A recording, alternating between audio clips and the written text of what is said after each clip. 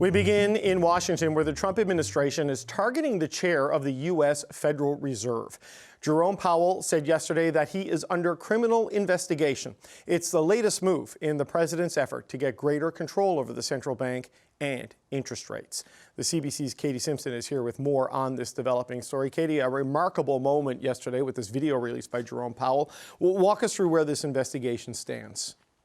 David, I feel like I say this all too frequently, but this is a first in American history, a criminal investigation looking into the actions of Jerome Powell, who is the Federal Reserve Chair. The Federal Reserve, of course, is an independent body in the United States that sets monetary policy. Donald Trump has been very angry, furious. He's berated Jerome Powell for a number of months now, but this is a step that's never happened before in American history. On Friday, the Department of Justice served subpoenas to people at the Federal Reserve, and they're looking into whether Jerome Powell lied to Congress when he talked about the scale of a massive renovation taking place right now at the Federal Reserve's headquarters in Washington. It's racked with cost overruns and delays, the scope of the project, and now the Trump administration is investigating into whether Jerome Powell lied about any of those things during public comments made to members of Congress during testimony. Jerome Powell says this has absolutely nothing to do with that. It's just a pretext to launch an investigation into the Federal Reserve, essentially making the argument that it's an intimidation tactic because the Federal Reserve has not bowed to Donald Trump's demands that they adopt changes that he wants. Have a listen to how Jerome Powell summed it up in a remarkable video he posted online yesterday. The threat of criminal charges is a consequence of the Federal Reserve setting interest rates based on our best assessment of what will serve the public, rather than following the preferences of the president. Basically, from the time that Donald Trump returned to office, he has been pressuring very publicly the Federal Reserve and the Federal Reserve Chair to lower interest rates.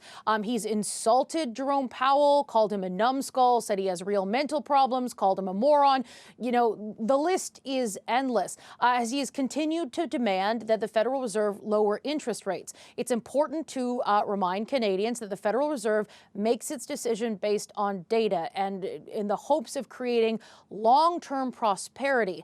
There are concerns that this kind of pressure to meet these kinds of demands might cause it could lead to short-term gains, but overall, in the end run, it could lead to very significant consequences for the American economy. So it is a significant development. You can't really understate how big a move this is.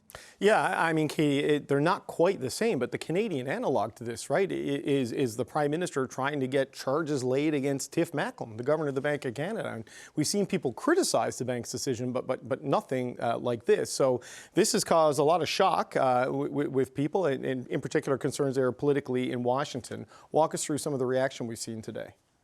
Yeah, it's normal to criticize the decisions, but generally what happens is that American lawmakers and people in leadership positions, they go along with the decisions made by these independent institutions because there is trust there, and it is the sort of the institutional trust, the rules and systems that exist to govern the United States. Now, the White House is defending the move. White House Press Secretary Caroline Leavitt said President Donald Trump did not direct the Department of Justice to act on this, also saying that Jerome Powell is bad at his job, and she said now it's up to the Department of Justice to find out if he's a criminal. This has sparked bipartisan backlash. Republican Senator Tom Tillis saying he won't confirm any of Donald Trump's nominees, including whoever is going to be Jerome Powell's replacement when his term is up later this year, saying he won't approve them until this is dealt with and this goes away. Elizabeth Warren making the argument that this is just another move by Donald Trump to try and gain control of this independent institution in the hopes of seeking political gain. So that he can make political decisions that he thinks will help him rolling into the 2026 election, even if it has disastrous long-term consequences for our economy. The Fed has been the gold standard for that kind of monetary policy decision-making. And Donald Trump is just burning that to the ground. And we know Donald Trump now, we know that Donald Trump has a history of, seeking, or the Trump administration, the Department of Justice has a track record of going after, using its resources to go after Donald Trump's political opponents. Let's talk about Jim Comey. Let's talk about Letitia James. And let's talk about the case against the former National Security Advisor, John Bolton. His name almost escaped me there. Yeah. I was about to say the gentleman with the mustache, who we've interviewed quite frequently. Yeah. That one's a little bit different. That case actually has some substance to it, and it started during the Biden administration. That one I would not categorize in the rest of these, but this sort of falls in line with those other criminal investigations that have taken place before, and sort of sets a new bar in terms of concerns and growing threats to independent institutions in Washington. Katie, I know when we spoke last week about the J.D. Vance press conference, you said we have to stop calling things remarkable because they keep happening, but it's one of the only words we can use on television, and it keeps happening. So here we are until next time. The CBC's Katie Simpson in Washington, D.C. Well, former Federal Reserve officials, Democrats, and several Senate Republicans are accusing the Trump administration of undermining the Fed's independence. Today, the White House press secretary came to Donald Trump's defense by trying to separate his attacks from this investigation.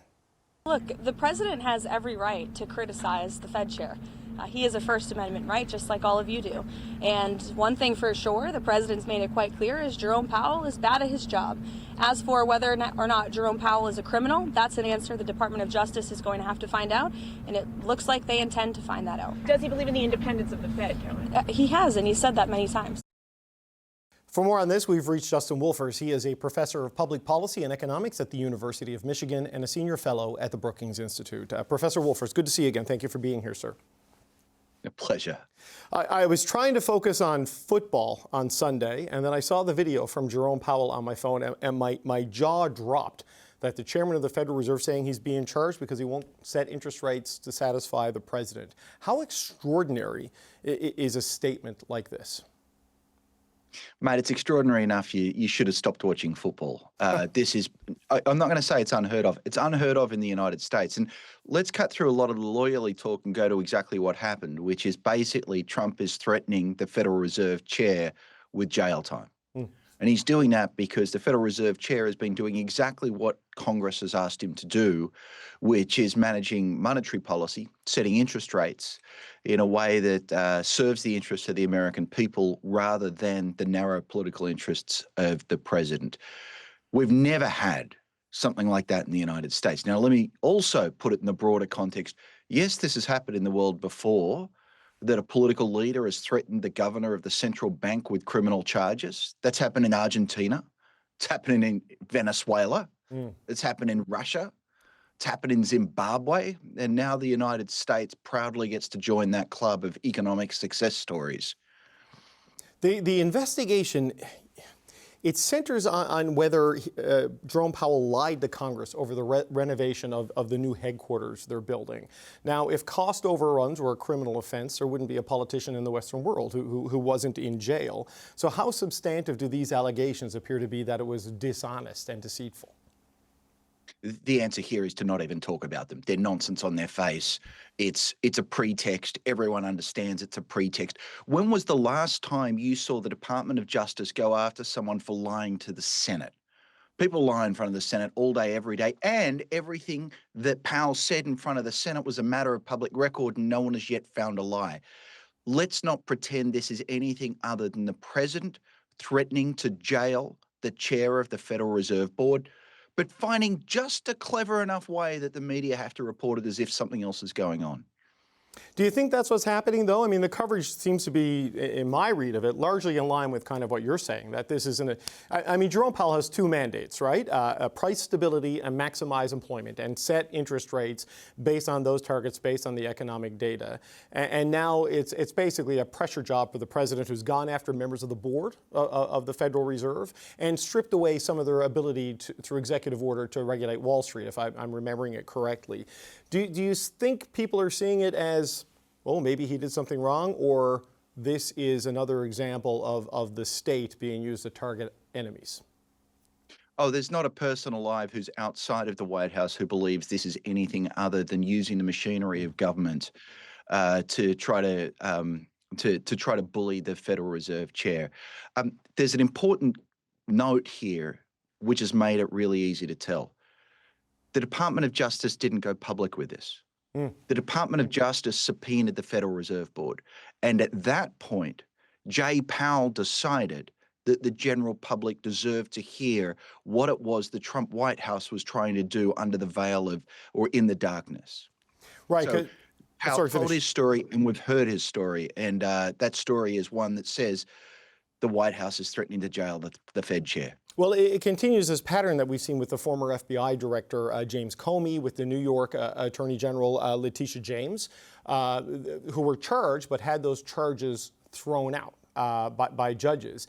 And, you know, in the normal course of law enforcement, as a crime has been committed and then the hunt begins for the suspect, what seems to be happening now is they're given the suspect and then the hunt begins for a crime. It is the inversion of how it's supposed to go. Yeah, this is the Department of Justice, which used to be an independent agency that was meant to serve the interests of justice, becoming a Department of Injustice, the Department of Vengeance, of doing the president's bidding, of lawfare, of using the law to try and intimidate individuals. And I want folks at home to think for a moment what it feels like to open a letter that says we're thinking about criminal charges against you. Now, Powell may know that he's got the law on his side, but by jingo, I wouldn't want to be going up against the White House. And by jingo, if it was my freedom on the line, it would cause me to have a few breaths that were a little bit out of order. So this is just a brutal form of bullying and intimidation. Yeah, it can cost you a lot of time, a lot of stress, a lot of money, as you have to hire legal counsel to look after your own interests. But, you know, while this sort of personal grudge, as it seems to be, kind of plays out, there are real world implications here, right, in terms of market stability, economic stability. The countries you've mentioned where this has happened, not exactly paragons of institutional stability and economic growth and steadiness. I mean, what are the potential consequences here? Because the markets kind of were up and down throughout the day. How do you see the medium, short-term consequence of this kind of news? Well, look, the question is whether Trump follows through. If he does, this is the stuff of tin pot dictators. And if he doesn't, this is the stuff of childish wannabe dictators. If he does, what we have is a strongman, populist, taking over the reins of the central bank in order to implement his own idiosyncratic ideas that are at odds with mainstream economics or any experts around him. If you want to know what that looks like, we've had that exact play out recently in Turkey, where a populist strongman with his own idiosyncratic ideas about economics undermined the independence of the Turkish central bank. Inflation in Turkey went from fairly normal single-digit rates up to as high as 80%, and it's still in the mid-30s right now. The stakes here for the United States are incredibly high. People might say it couldn't happen here. They used to say that in Turkey as well. Well, there's been a lot of that being said about recent events in the United States, Professor Wolfers. I wonder, Tom Tillis, one of several Republican senators out there, he's condemned this investigation, says he'll oppose any replacement nominee. Lisa Murkowski, the senator from Alaska, has called this flat-out coercion by the Justice Department. Does that give a level of political protection to Jerome Powell here, do you think, or is he still acutely vulnerable even with Republicans breaking ranks with the president on this one? Look, it's not Powell that we particularly care about at this moment. Chair Powell's term ends in April. What we care about, or May, what we care about is the future of American monetary policy. Will it be in the best interest of the American people, or will it be taken over by the White House? It's good to hear that there are 2 Republican senators who think it's a bad idea for the president to unilaterally steal a power that Congress gave to the independent Fed. But there's still a whole lot more Republican senators who are missing or who are quiet right now. And, you know, now's a moment for courage. And the thing that Powell did, and he did so effectively, is he talked directly to the American people. He's taking his case directly out there and saying, is this how you want monetary policy run? And let me just have fun with you for a moment. We've had 2 people really show some genuine courage in the face of the president, and both of them are economists. Of course, I'm thinking about your own Mark Carney, and now I'm thinking about Jay Powell. And I just love to see folks from my tribe showing a little bit of spine, and hopefully they can show the sort of leadership that the business community has completely refused to show. I've never done any graduate level economics. Is that part of the curriculum that you teach people how to do this? Is this part of the syllabus in master's level theory, or how does it work? Spine and vertebra 101. Look, it's as simple as this. You become an economist because you believe in something. You want to make the world a better place, and you devote your life to that. And to see a charlatan and a clown come along and undermine the institutions that you think are the basis of prosperity, it chills you to the bone. And so, look, we don't teach it, but all sorts of people out there in our society have very strong beliefs and want to see prosperity continue.